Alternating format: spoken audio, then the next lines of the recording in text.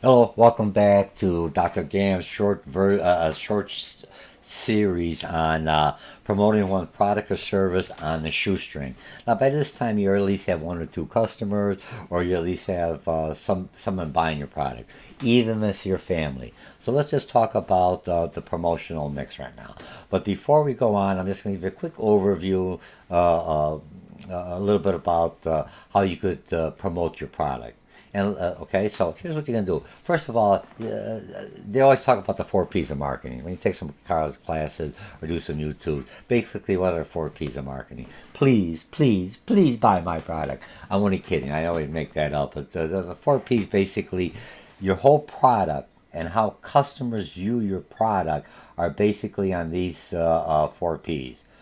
Your product yourself. If you have a product, a good product, or a product that someone needs because no one else is supplying that product, you're in there. Or you have no competitors supplying that product. Remember, it could be a product that's a generic product, but no one's supplying it there. Okay, and when I talk product and services, I interchange those. Okay, the place. Where's the location? If I want to go to a store, I want something closer, far away. It has to have a little more value or whatever, okay?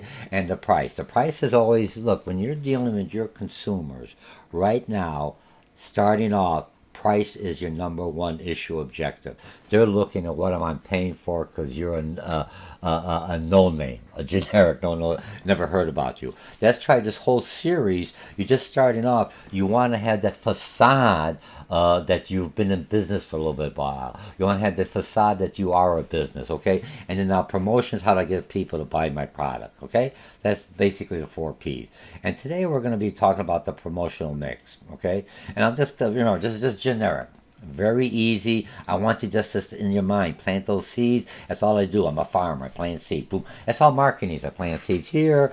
I send a flyer. Then later I hear on the radio, and then someone talks about it, and all that starts coming in here, and I grow the seed. Okay. Okay. So look at promotional mix. Remember, that's the one of the four P's out of there. And this one, personal selling. That's how you sell your product. We talked about the business cards, everything else, how you look. Now the advertising. Here's what I want to come across. This is something advertising does three big things. It tells you that you're alive. My product's out there. So the business card does, or some kind of promotional flyers.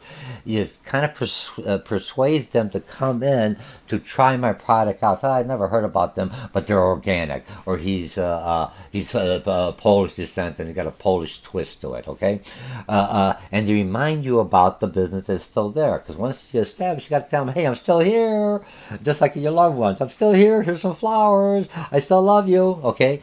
Now, the easiest way to advertise is get a sticker or something on your vehicle. If you buy some of your business cards through I forgot what it was. Print companies out there that you could go purchase your business cards. I don't want to sell one over the other. There's many out there. If you buy them, a lot of times they offer services for flyers, labels, or magnetic stickers on a car. Real easy, inexpensive. You could use your car. Remember, you could write off later on. We'll talk. You could write off a certain percentage of your car for businesses that you're using. When you put that sticker on there, now it's used for a business. It's easier if you could basically separate that, especially when you're starting off and you don't have any kind of accounting software right now. Okay, so on your car, because you're working someplace, you're doing some landscaping, you're doing some plumbing, you're doing something. And I said, oh, George is real tight, but he always gets the best price and the best quality. So when I see that, who's out there? Neighbors are noisy, nosy. They're noisy also. But when you're looking at it, you're looking at, hell, there's George's plumbing. There's George's thing. Or he's selling this product, vitamins, homemade, right here, organic, locally grown bees or whatever, honey. You see what I mean? So what you're doing, you're advertising, no matter as you're doing your everyday routine, but it's inexpensive. So people that may not talk to George see your sign, but they're going to call you, give you a shot. And then when you're doing some advertising, what do you put on there? You put the phone number, address. People don't remember all that stuff, right? Remember the QR code does a lot of that stuff. But what you could do is put your name, something, remember we talked before, simple name up there, and the town. I could Google it right away. I says, George Plumbing, Waukegan, boom, and it pops up so many. And then you could kind of get the information. Also the phone number if you want. Some people in a car with the smartphone, they'll just take a picture. That's what I do.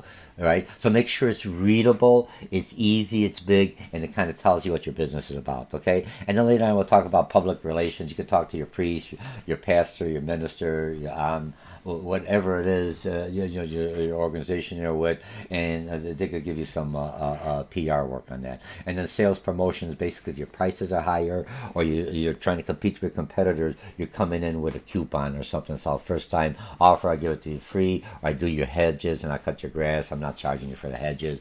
Or you buy one, you get two together. If you get up to $20, the shipping is free. All that is something you're talking about to get people to buy. Remember, I'm not just talking one. I'm on a low budget. You have to be creative. Okay, your steps in promotional campaign. You already got to know who your customers are. What are your objectives? Your objectives right now, starting off on a business, is to let them know I'm here. I want customers, but not to sound like I'm desperate. But I want to come out there and saturate the area. So you did some research on that, okay? And that you can find out. Okay, direct mail campaign. Where do I fly? Where do I do the advertising? What area do I want to saturate? You could even go to a post office if you have some extra money, and they'll saturate it to you. They'll say I want anything in the zip code 66715, whatever it is, and they'll send all to everyone. But then you're getting businesses, everything else. You can say I just want residential customers. They could do that for a fee for you. Okay, if you have some extra cash.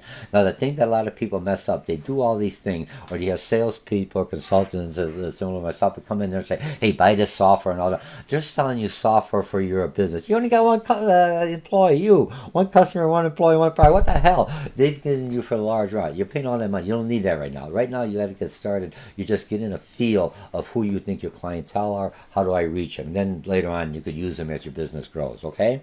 Okay, word of mouth is still the most effective, especially in a small business. And remember, the word of mouth is the most effective because you tell your friend. You seem to trust your friends better than some of the advertising because that's paid for, okay? And then again, we talked about the vehicle. And emerging ones are, a viral micro, your influence. You have someone that has got a following. Say, could you kind of put my name in there? But make sure, remember I told you, when you go social media, unless you're selling a product or service online or something like this, you want them locally. You have all these people not going to come all over to Waukegan or to Barrington or to Lake Zurich or to Wakanda, whatever, or Palatine. I'm just giving the areas if they're living all the way in Chicago, unless they're traveling through there. Then you got a hot dog stand or something, or you're selling some products out of your house. But if you're selling it online, completely different, okay? And a podcasting email. Podcasting, a lot of times we talk about the soft sell. I have a following of people, a podcast. They come and look at my thing, and I'm not selling nothing. I'm just giving them some information. Here's how you fix your car. Here's how you do that. And down the line, you'll say, oh, by the way, this product sponsors me. There's other products, but I like this product better. And then you like the podcaster, and indirectly he or she is selling to you. That's what they call the soft sell. You're in there. A lot of you have a lot of contacts on social media, but remember, if you're selling online, it's one different thing. If you're selling locally for product that's in the area, you have to think differently. Use your creativity. You're in there. You could do it. Remember, a lot of businesses don't fail. They fail a lot of times because they don't plan ahead, okay, to spend more than they have to, okay? And your online experience, again, have a kind of a web page or something on there. All right, so that's all I have for this thing. I hope this helps you a lot. Remember, you're just starting off. Think creative. Remember, the business card is really inexpensive. Flyers, be careful. You give them out. A lot of gated communities, you don't come in there. It's easy to put it on your truck or your car to advertise. Now, if you're going to a little more affluent neighborhood, if you got a raggedy old truck, trust me, they're not going to use you because, oh my God, my neighbor thinks Jordan must be broke or going something out there. Look at this truck. It's leaking oil all over on my driveway. It's going to cost me so much. They're finicky. So you have to have a truck that's at least, I got quality painting. I'm a painter coming out there, and my truck's got all rust. It doesn't look like you think of quality too much because you're a representation of your vehicle, and your vehicle a lot of times comes out there. You know what I mean? It's free advertising. You're out there. The magnetic stickers are inexpensive, and you could utilize have dual use for that. All right. Or if you're an accountant, you go areas to hand out your cards, bulletin boards, or if you got a little restaurant, how did I get people's information? You have a fish bowl there, a glass bowl, and I'll pull out one name and I get a free hot dog or I get something out there. What you're trying to do is drum up a data list. That's what you're trying to do. And you got to keep this information. A lot of people get a lot of information, they just throw it away. They don't keep it when they're starting off. And that's what you want to do. These are the customers that started you off. So you try to keep their base there. And as you bring in new customers, how much more could I charge? What area could I do? Now remember, what worked in one geographic area, one customer, one economic, social area may not work in another one. You have to adjust, but you play a little bit of time. You're not going to spend all your money. That's you don't have money. And look, and how much does it cost you on the budget? You only have so much money. I'm going to go advertise all here. You only got $50, dude. Or do this. What the hell are you going to advertise at? That's all I have. Okay, let's see. Let me stop this. We should be good. Here, recording. 10 minutes. We're good. I'm under 15.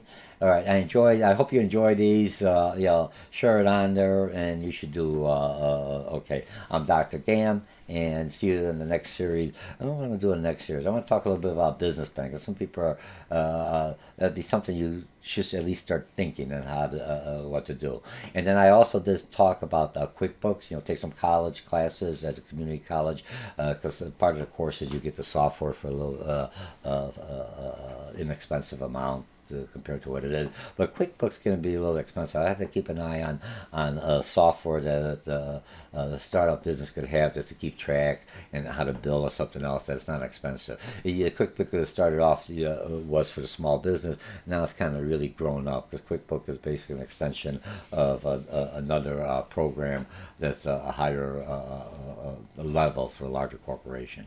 So I think they're kind of forgetting about the small business. If I look at their prices, even the yearly subscriptions, I'm just starting off, they say $1,000. Shit, that's a lot of money for a small business. You know what I mean? I could get it for $500, so much, all right? But look at the pricing. I'm just trying to help you out. I know you're on a tight budget, so I'm trying to be realistic here, all right? So, but you look around, or somebody's got software, or somebody that can help you or share, or you got an accountant. You get an accountant that's doing it a lot of times. They'll help you with some of their own software. Talk to you later. I'm Dr. GAM, and wish you the best in your venture and your product launching. Don't give up. You could do it. You just have to be creative. If it doesn't work well, what did I do wrong? Go around another way. Try another way. Look at another YouTube. I'm not the only one out there. A lot of people out there giving you advice. You have to look at it yourself. It's what you feel inside. Talk to you later. Bye. I'm at 12 minutes.